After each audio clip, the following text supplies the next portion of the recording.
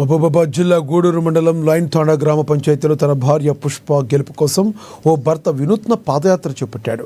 హైదరాబాద్లో నివసిస్తున్న 450 మంది వలస ఓటర్ల మద్దతును అభ్యర్థించడానికి భర్త తావు నాయక్ తన స్వగృహం నుండి హైదరాబాద్ పట్టణానికి పాదయాత్ర చేపట్టారు. సతీ సర్పంచ్ పదవి గెలుపు కోసం తన ఎడమ కాలు చెయ్యి రెండు పుట్టుకతో అంగవైకల్యం ఉన్నా కూడా అవి లెక్క చేయకుండా సర్పంచ్ పదవి కోసం పాదయాత్ర చేపట్టాడు.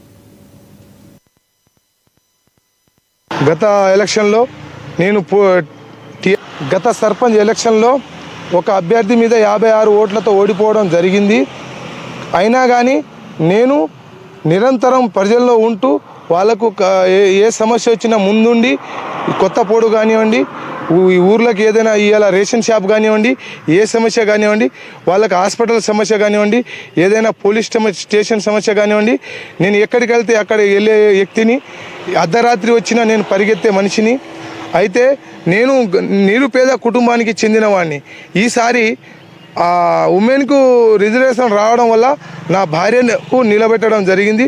నాతో పాటు అటు యువత, గ్రామ పెద్దలు ఇప్పుడు మేము ఇండిపెండెంట్గా ఇచ్చినామండి. ఇప్పుడు బీజేపీ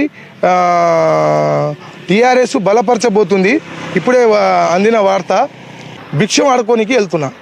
అందరూ సహకరిస్తారని వాళ్ళు నాకు సహకరిస్తే ఎల్లప్పుడూ గ్రామానికి, గ్రామ పెద్దలకు, చిన్నోళ్లకు, అమ్మలకు, అక్కలకు